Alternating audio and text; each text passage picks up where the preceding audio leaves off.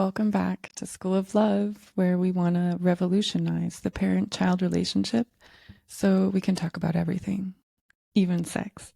So today I'm talking with Myrna Lapres, and it is a great talk because today we talk about teenagerhood. Dun dun dun. Um, I don't know. I think in the past we've heard about teenagerhood, and then if you think about parenting a teenager, it kind of comes with a sort of dreaded feeling. But in this conversation with Myrna, who's a parenting coach, we really talk about how can we make it a beautiful time? Because I think I don't know exactly what we're doing wrong or yeah, which environment we're not using well, but there is so much potential in this time. And it's kind of like, yeah, our our children are still at our fingertips, but they're just about to be somewhere else and become adults and probably move out of the house and not be as available to us. And so, yeah, we actually want to make this time the best it can be. And so that's what we talk about today with Myrna. So I hope you enjoy this conversation as much as I did.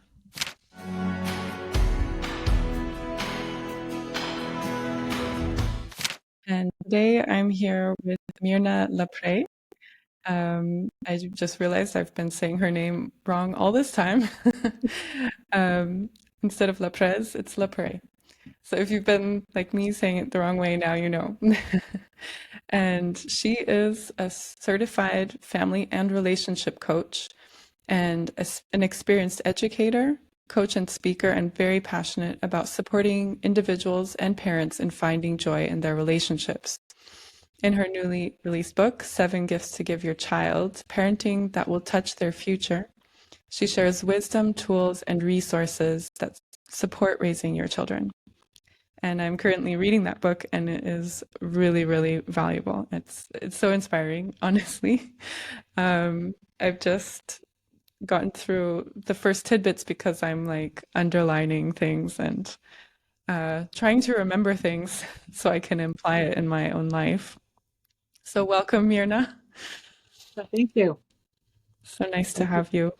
Yeah, I'm glad to be here. And I'm glad that we got connected with each other. Me too. And so where do you live? I live in Northern California. I have 3 sons, and they were all born in New York. And then we moved here when my youngest was 4 months old. So I've been here mostly in California. I see. And Yeah. how old are your kids now? Oh gosh. Let's see. They're in their 30s. All of them are in their 30s. Okay, All of them are I see. married. And I have 2 grandkids. One of my middle son has 2 children. I And see. two of them live nearby, and one of them lives in the middle of the United States in Missouri. Okay. Same country at least. Yeah, same country. And actually, my oldest son and his wife were just here to visit, so we got to all spend time together. And where were you born or where did you grow up? Um, I was actually born in Texas. Hmm. My parents were center leaders actually for the Mennonite Church. It was a program that, like, not necessarily a gap year program, but a program that oftentimes young people did. It started actually as an alternative to the World War II. People could choose to do some because Mennonites are pacifists. My dad's a Mennonite pastor. He's passed now, but my mom was a teacher, and they felt like it was important to give back. So they were there for 2 years, and I was born during that time. And then I lived in other parts of the United States. I grew up as a, a child in Oregon and later in Kansas. So kind of lived all over the U.S. And you got uh, stuck in California or blessed Uh, to be in we, California. yeah, we chose to live. We love the weather and the Yeah. opportunity. Not so much the prices, but anyway, yeah. And there's a good community here with, lots of friends. Hmm. My husband was a scoutmaster, so all three boys are Eagle Scouts, and it was a good activity for them when they were growing up. Yeah, wonderful.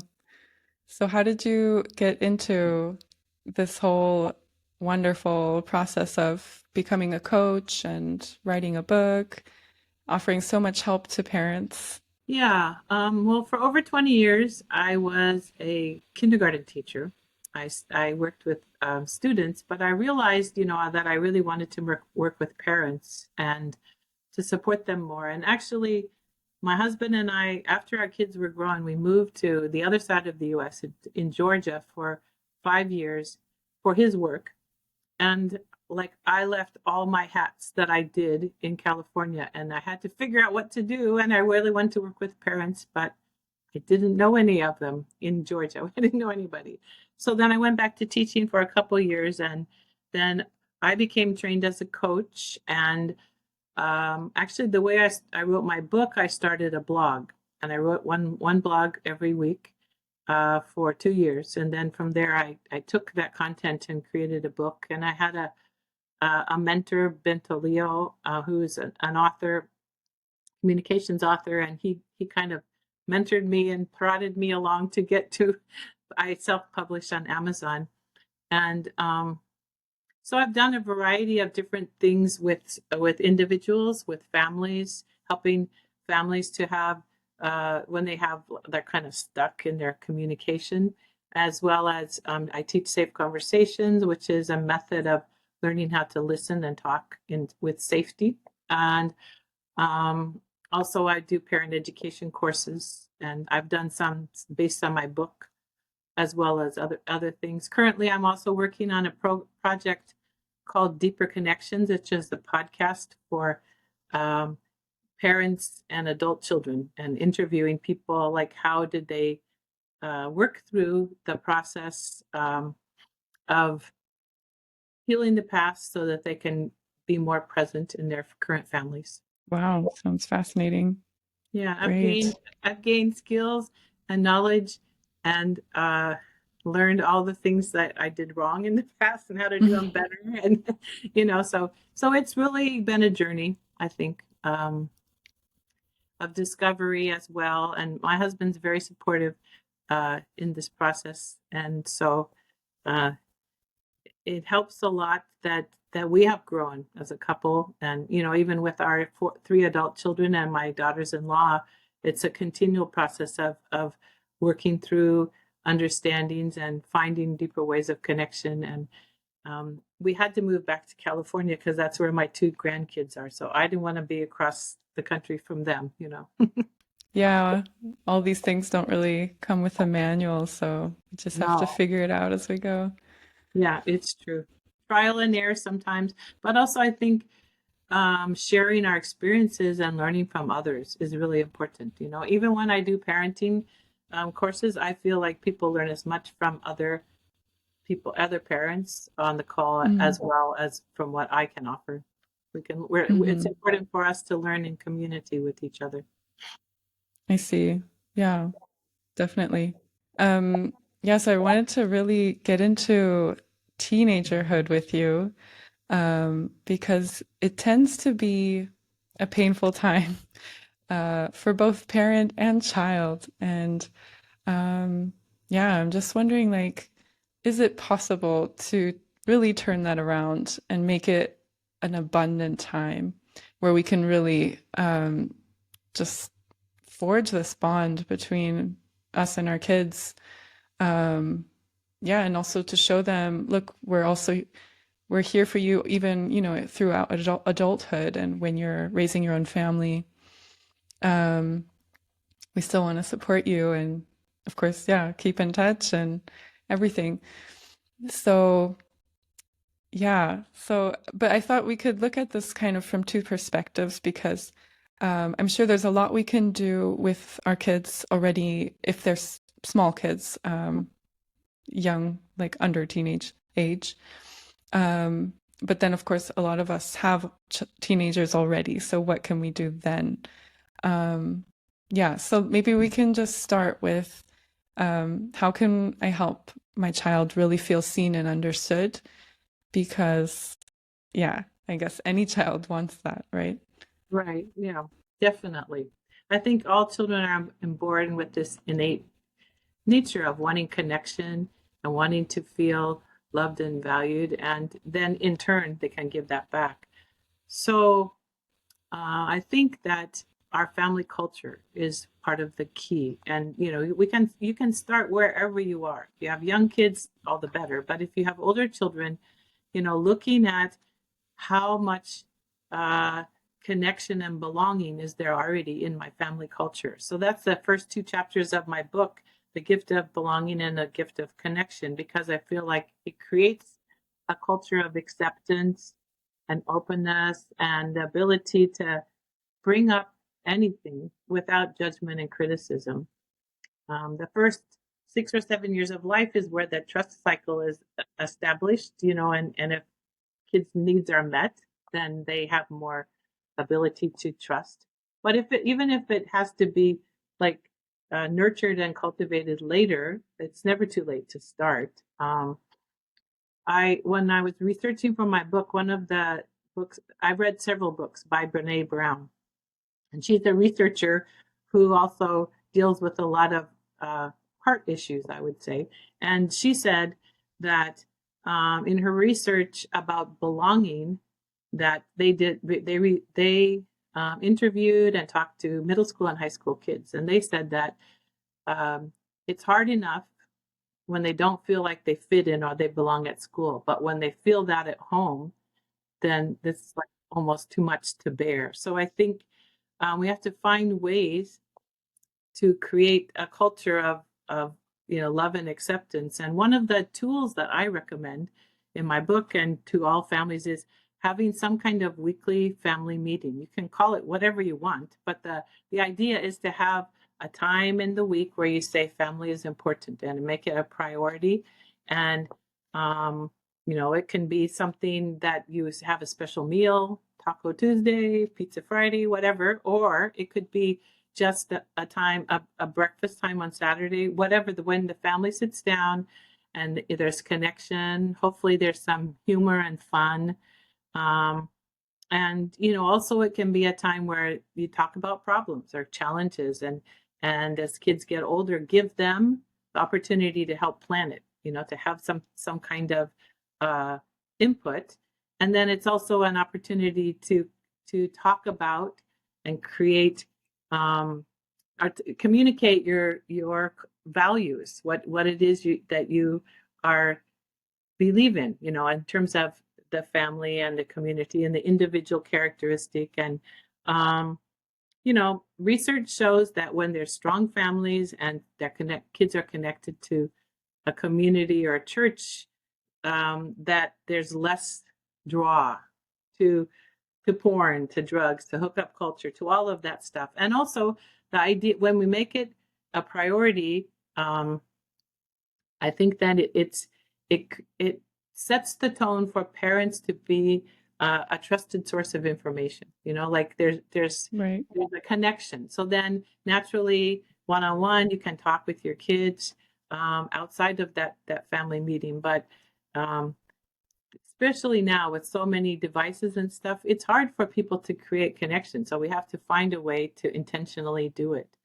And then the second thing I would say about that, we have to address our own challenges, our own skeletons in our closet, or our baggage about self-image. And um, it's been said that the thing we struggle with the most with our kids, maybe if it's a teenager, um, is maybe we have to look and see what was I like then, what did I struggle with, what wasn't I able to be uh, talk about or feel supported in. And I had an experience when I'm the oldest in my family, and my one of my younger sisters, she teased me incessantly when I went through physical changes, and Mm, it created a lot of shame for me. And I don't know if my parents were aware or weren't aware, but I felt like they didn't protect me.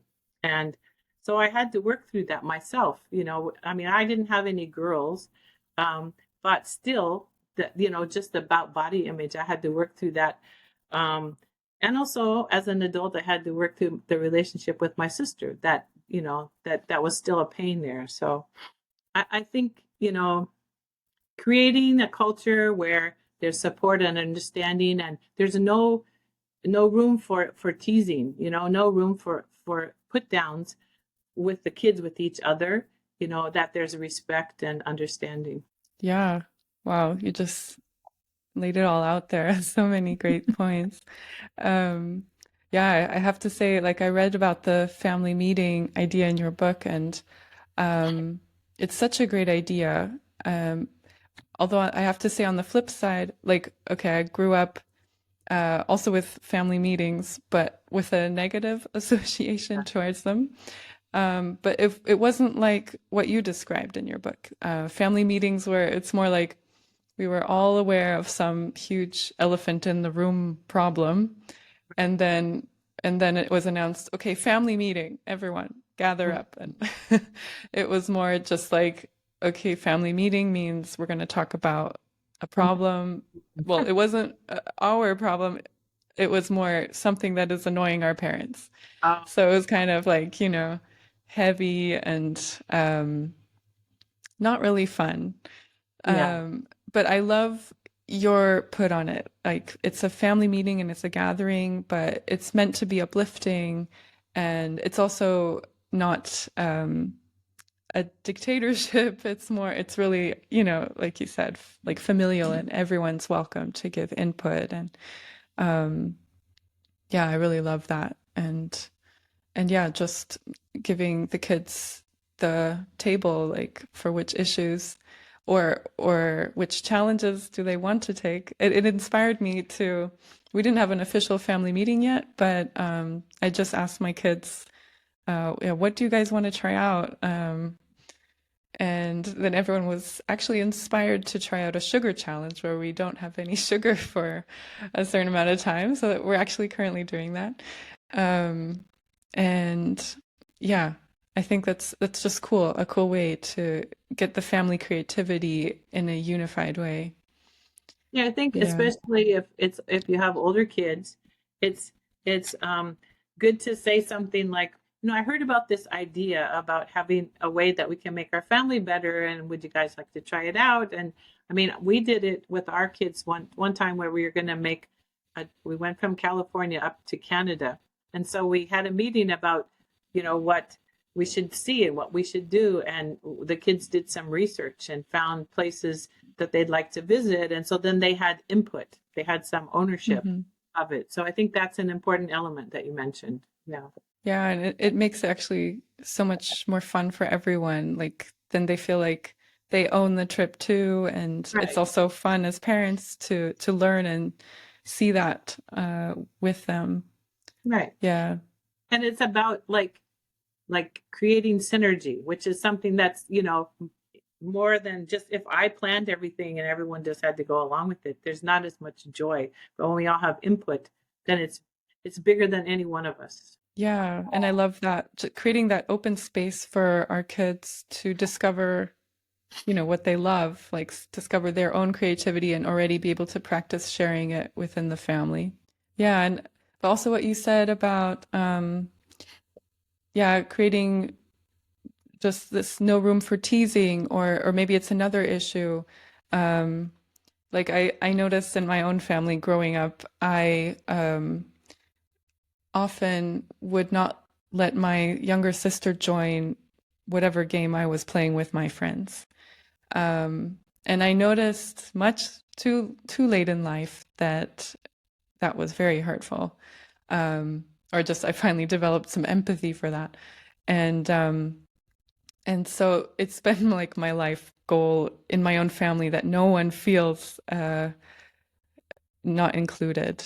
Yeah. Um, yeah, but then yeah, it's like these things that hurt us or we discovered that we hurt others, it becomes so strong in our own family. Like also, yeah, these body images, like once we have overcome them, then we can really, yeah, just make it happen in a different way, more consciously in our own families.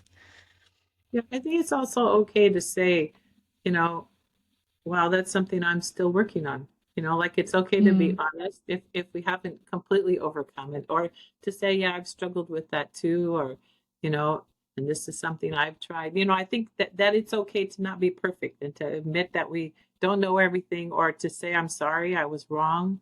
When we got upset with, I used, as a kindergarten teacher, I used to say to the kids, I'm really sorry that I used my loud voice. You weren't listening to my quiet one. But sometimes it's okay to say, I mean, that we make mistakes and that we do things wrong. when our kids become teenagers, they have a kind of circle of friends that, we hope for them to have a healthy circle.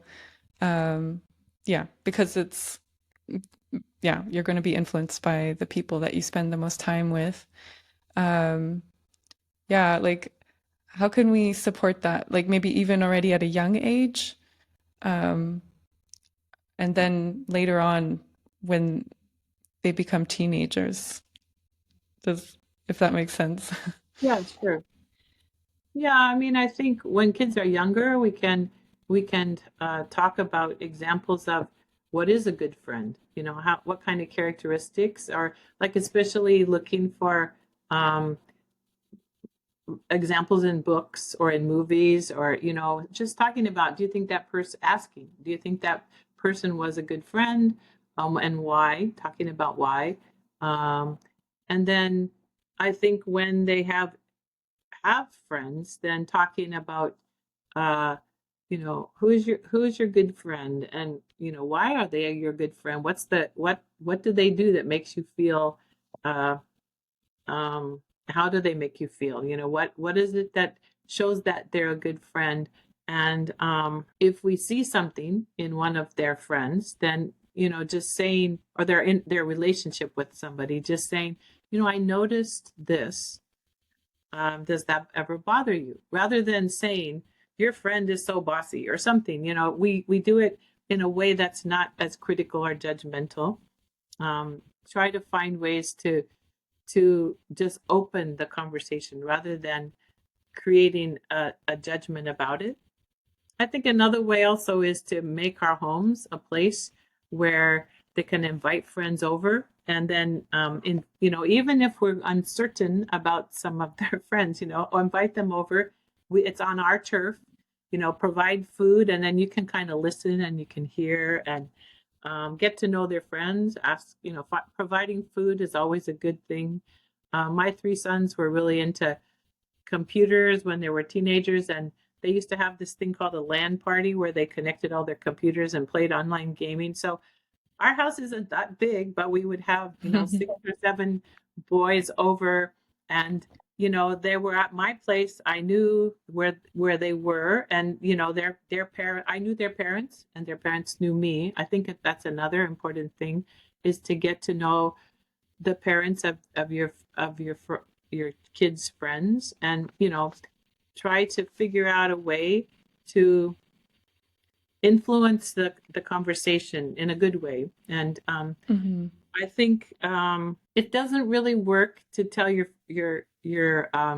child or your teenager that they shouldn't be friends to that kind of person, because many times that makes it more attractive to them. But just being there when something happens, being there uh, when there is a breakdown or something, to be a listening ear, and be able to um, keep the lines of communication open. I don't know if that's a complete answer, and I think also, like, I remember when my son went from, like, it was a church school that he went to through eighth grade, and then he went to high school, and he had some difficult experiences in high school, and so I was asking him, um, well, what kind of friend do you want to look for? What kind of person do you think would make a good friend? And try to help him think about his choices about his friends, because it was a really big high school and there was lots of people, and um, help him to think intentionally about the kind of person that would take him where he wants to go in life, that helps him to build connections. And maybe it's an interest based thing, but also that somebody who has similar ideas and values as them. So I think it's an ongoing conversation. It's not just a one-off, definitely. You have to just, again, I think, leave the communication open so that it's uh do you want to talk about this? Maybe, not probably when they're super upset, because they just need to calm down then, right? And I mean, Yeah. I don't know, what do your what do your children uh what do your friends of your children do, or what's their connection or their foundation? Well, it really depends. Well, my oldest daughter, she just went to a new school, so she did actually find a whole new circle of friends. Um, whereas all the others are still in elementary or kindergarten. And what we kind of love about that is we're in such a small town, like it's pretty easy to get to know, yeah, basically all their friends. Almost all the people in the class, like we know who their families are, and we Yeah. kind of, yeah, like you said, it's great to know the parents and just feel like we can talk about things, like if there were a problem to talk about. Um, yeah.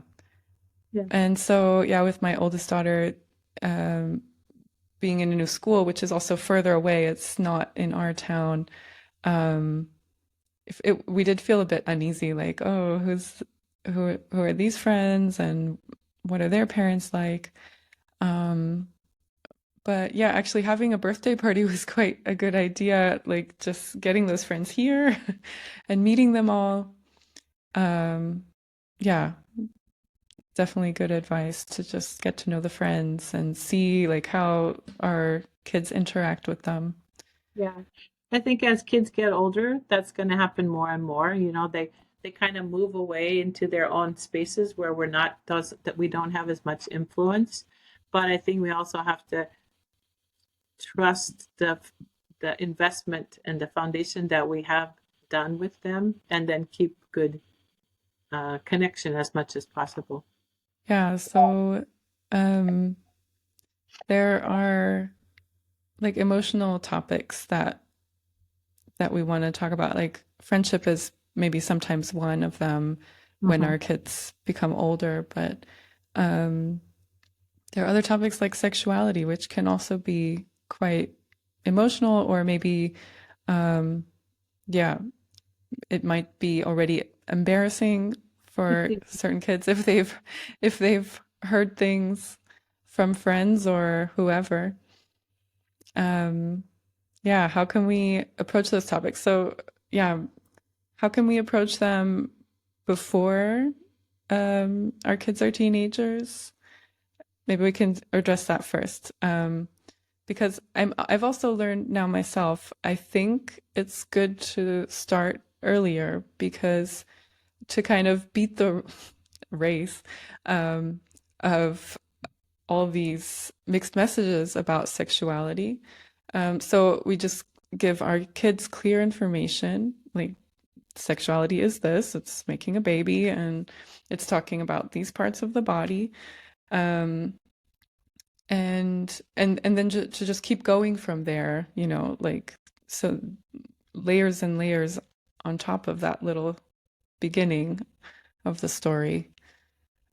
Yeah, what do you think? Yeah, I think that um, there's more resources available now than when I was a young parent. But I think it's important to start young and to give kids proper names for their body parts and their functions in biology.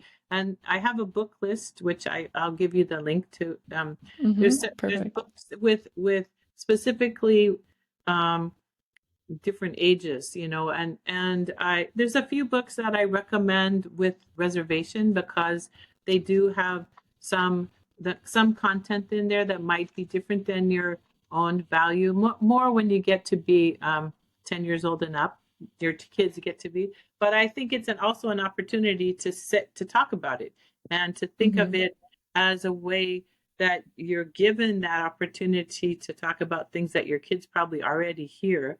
um, and when we have a relationship with our children, then from biology, it can move into values and morality, and we can have wisdom in sharing it. And I think there's some points like telling once they know about what sex is, to say what sex is for grown-ups who are married, and God is a part of it, and it's part of a loving relationship. And if someone wants you to see your private parts, that's not okay, and shouldn't ever do anything you can't talk about. And also the reality of, if people who have sex might have a child, and that's a lifetime commitment, that it. And also the whole, as kids get to be teenagers, I think the whole hookup culture and porn culture, it divorces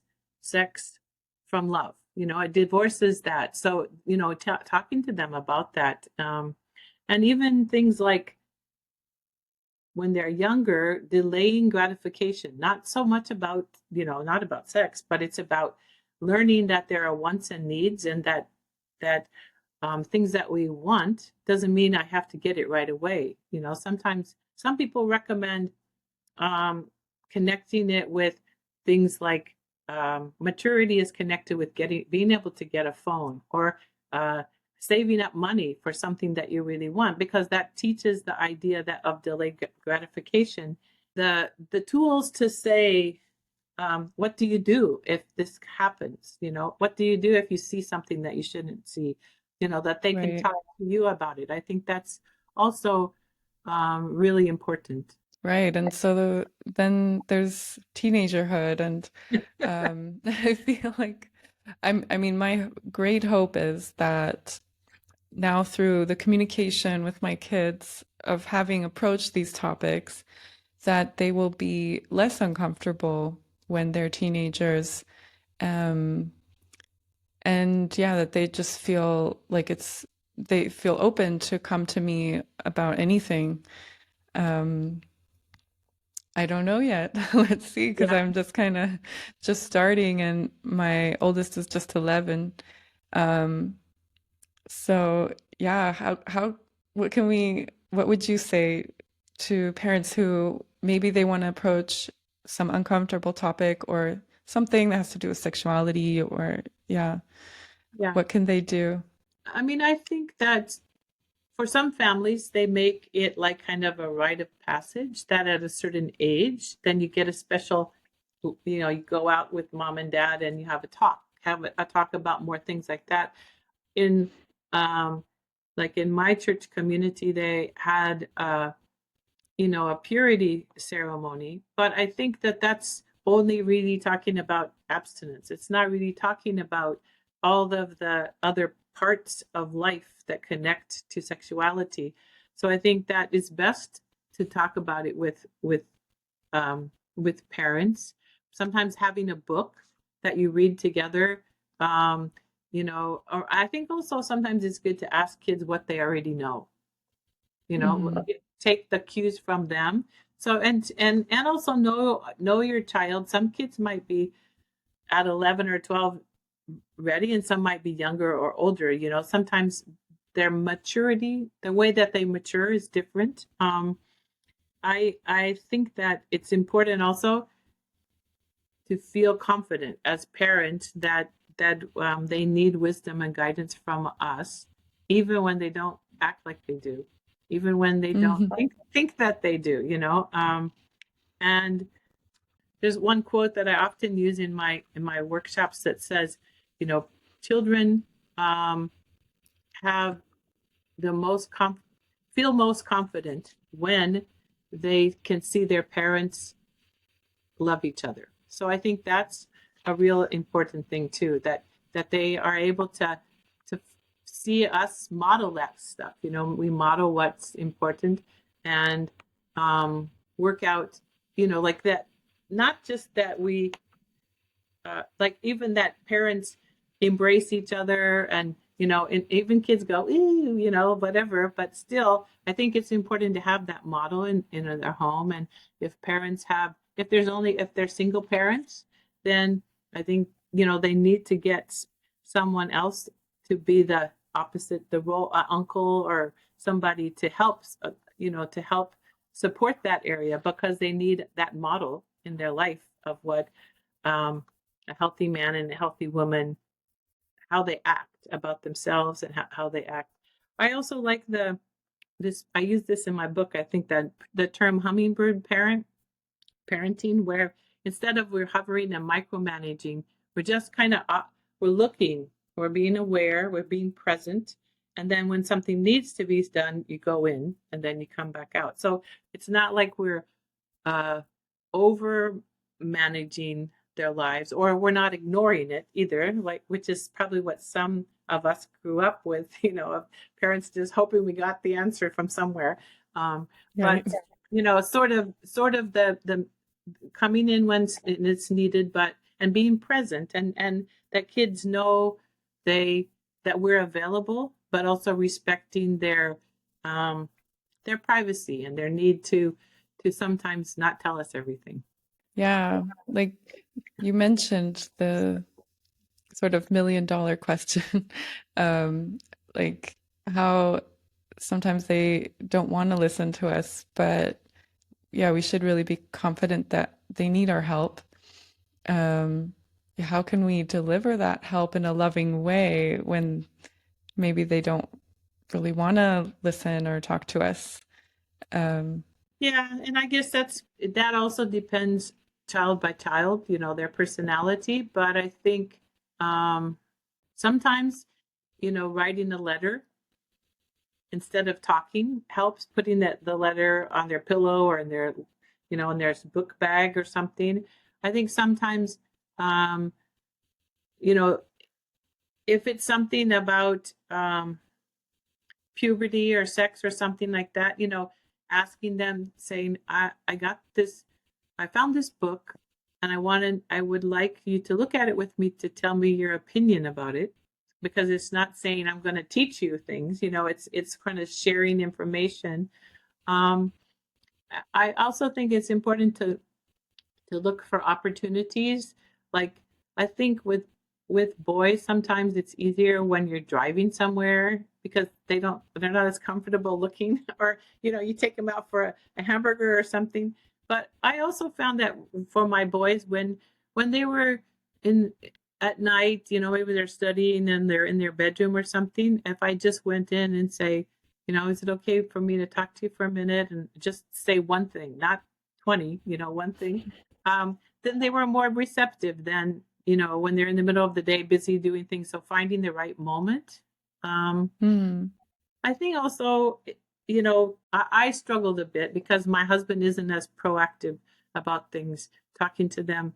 And I wish I did ask him, and I wish that he had talked to them more about certain things. But sometimes you have to do what you can. I think if your spouse is able to be involved, um, it's good. I mean, many times boys need that relationship with their dad, and I think girls also, sometimes when girls go through puberty and stuff, then dads are uncomfortable and don't know how to relate as well. So I think they have to find some way, even if it's doing some kind of activity together, going for a hike somewhere or something, so that there's just a connection before you bring up the topic of whatever it is you think you need to talk about. Or I don't know. Also, I think it's better to say a little and sort of say, "What do you think about that?" or ask a question.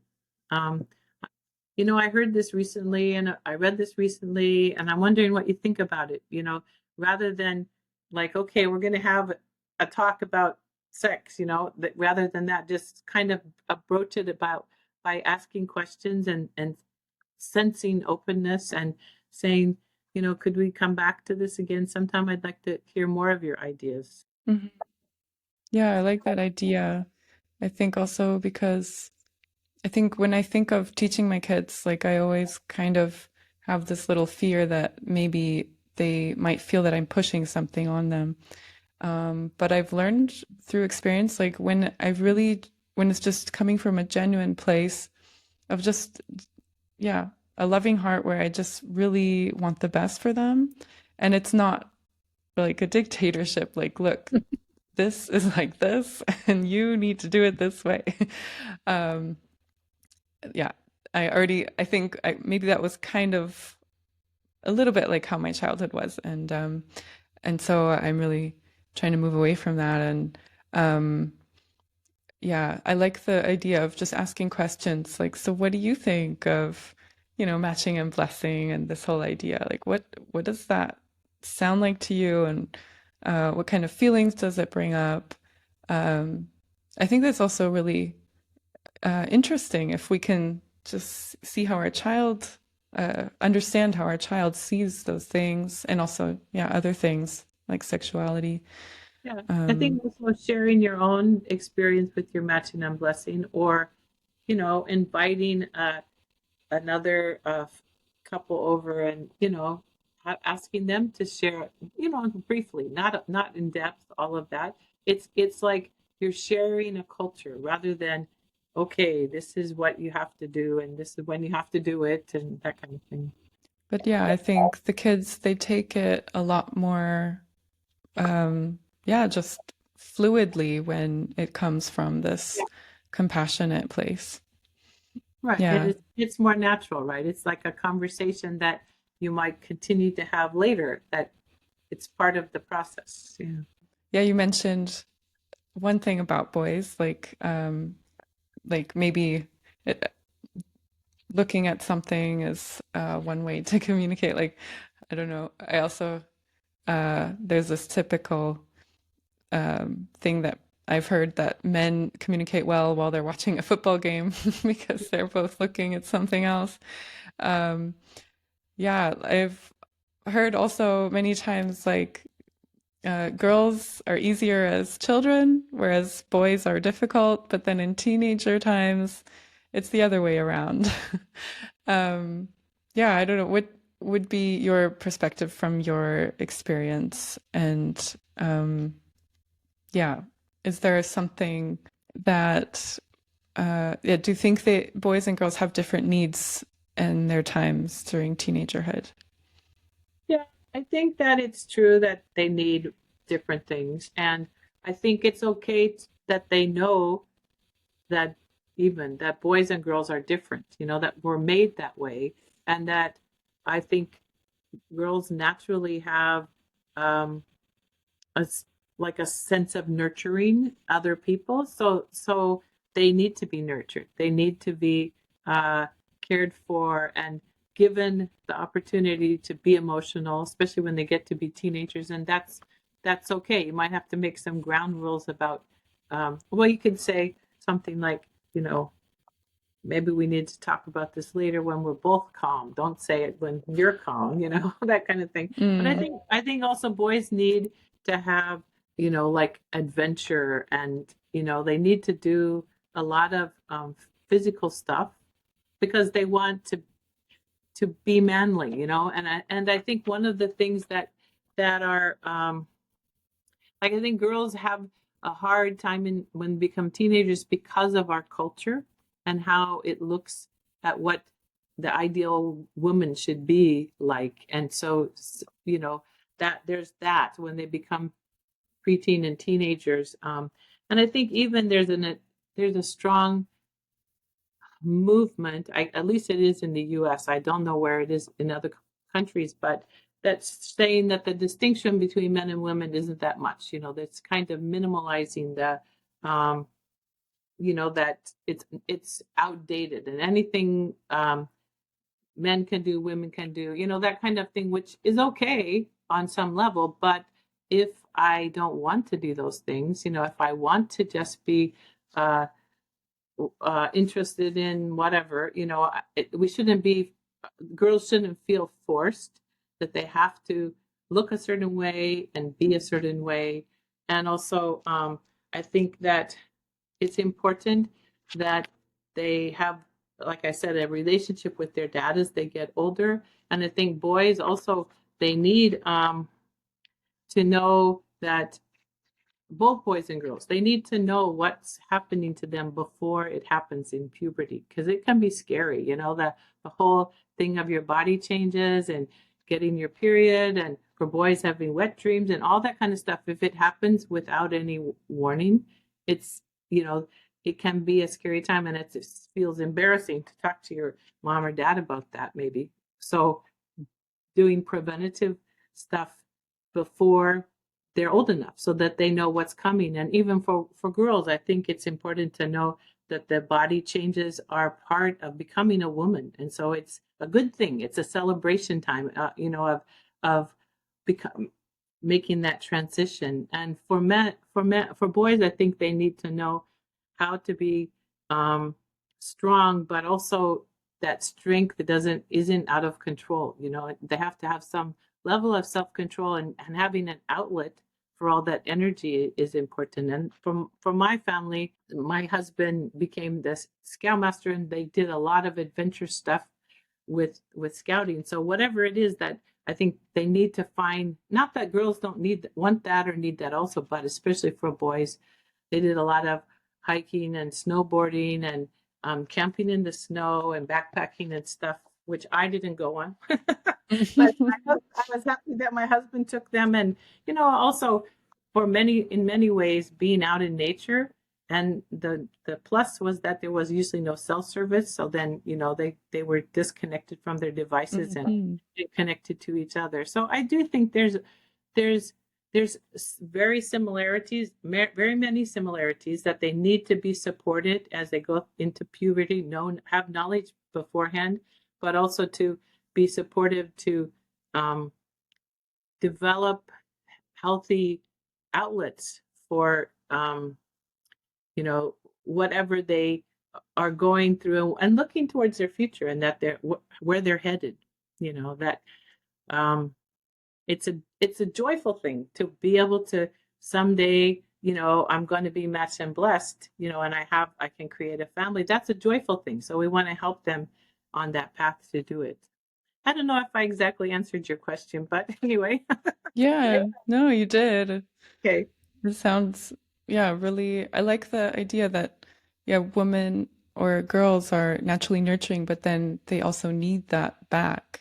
I didn't really think about that, but I think it's really true. And um, yeah, it's maybe also why it's just so easy as a girl to have a crush, just by getting some extra attention by Right. from any boy, especially when it's lacking at home, like this, yeah, feeling of belonging, like you said.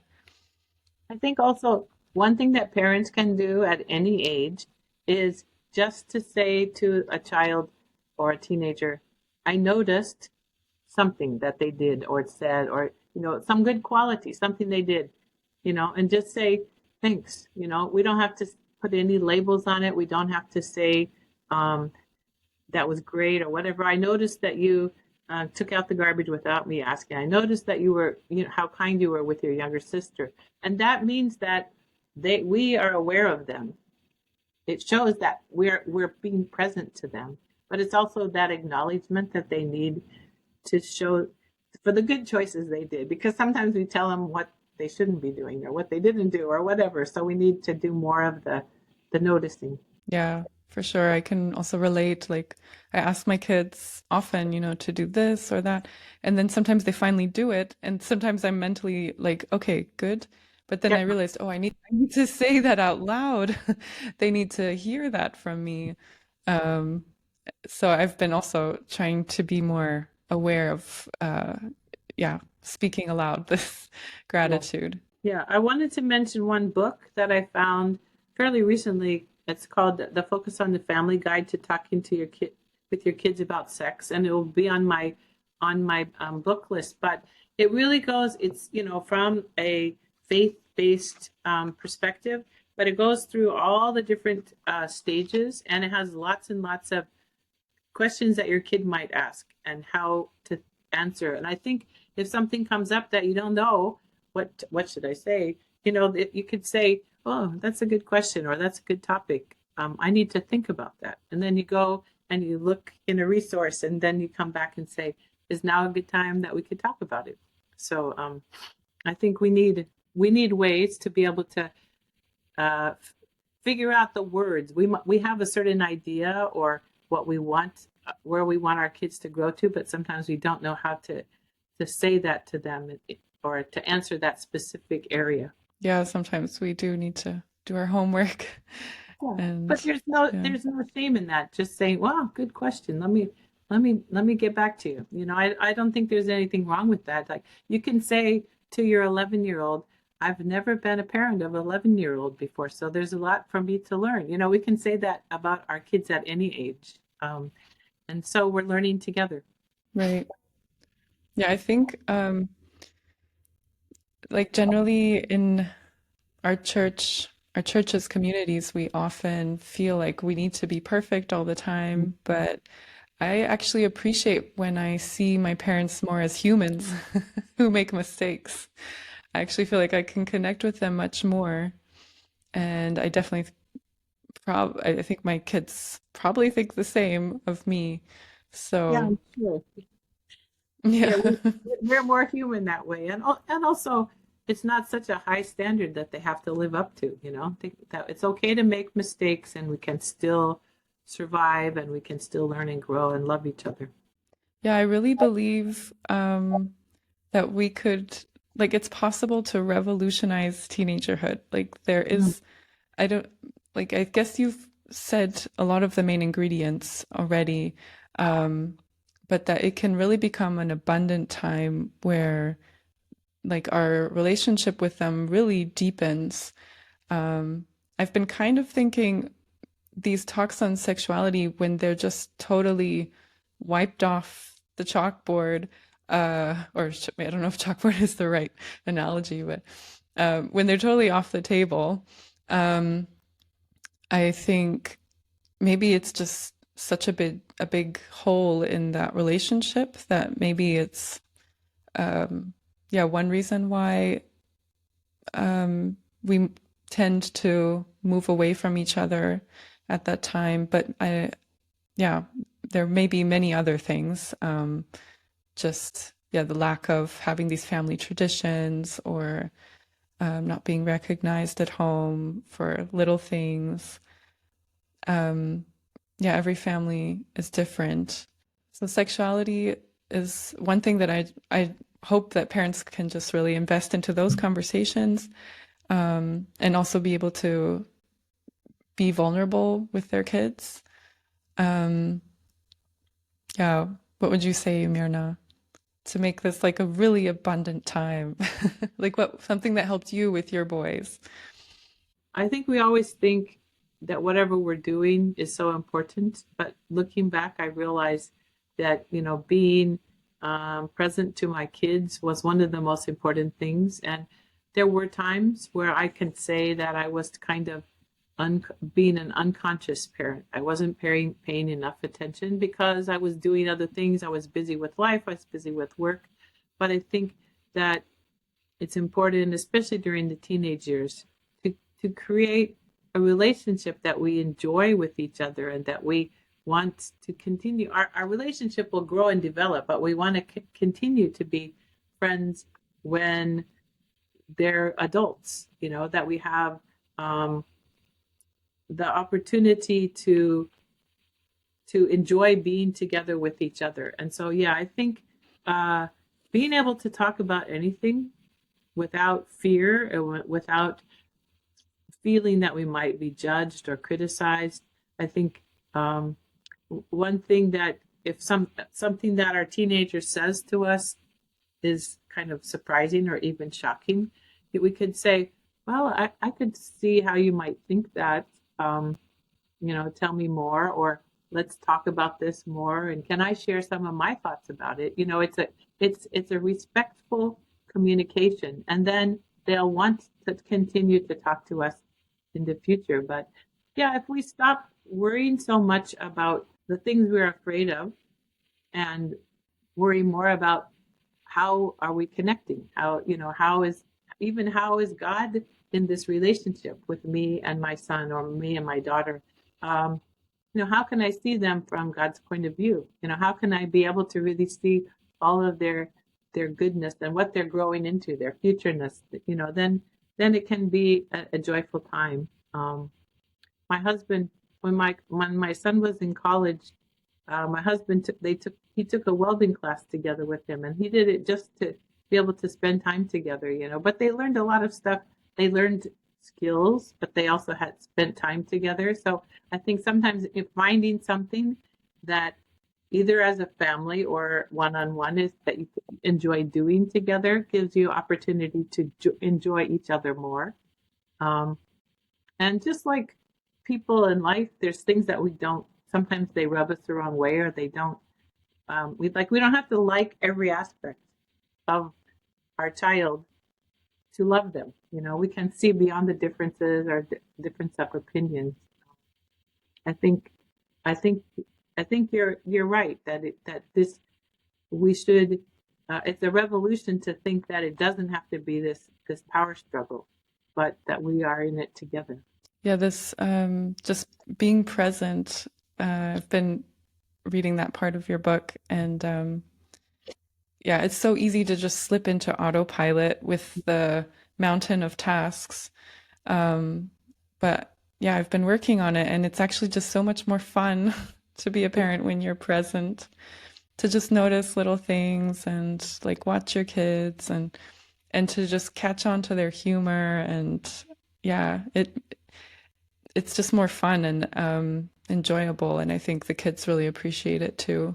Yeah, I think that again, it's kind of like looking at back at my own stuff, my own baggage. You know, what is it that's preventing me from enjoying this time? What is it that I am feeling stressed about or uh, worried about, and trying to work through that. Sometimes talking with your spouse or with somebody else or with a coach. You know, sometimes that helps to be able to move beyond the the fear of doing everything right, or the fear of that keeps us from saying things. Even sometimes people find it difficult to say, um, I'm sorry. Like if we grew up in a culture in the family that we never admitted our mistakes, sometimes that can be separating us from our kids because we always have to be right. I mean, I'm not saying you or me, just but that's people's. So what is it that is keeping us from being enjoying the present with them? Yeah, And that's really there good is to a think about. section in my book about being the best parent you can be. There's I really feel like I, I wish I could go back and redo my parenthood, but I can't. So now I can do grandparent grandparenting. So I think always investing in our kids and our grandkids is an opportunity to reparent ourselves and to heal the stuff. So it is nourishing for us to develop this great joyful relationship with our kids. Yeah, that sounds like a good way to end this wonderful time with you, Myrna. And if you're listening in real time, we also want to have a webinar coming up soon in early July, and we'll get into this even more deeper. So, yeah, excited to share that with everybody. And yeah, thank you so much, Myrna, for all of your wonderful advice and experiences. It was really nice talking with you. Oh, thank you for having me.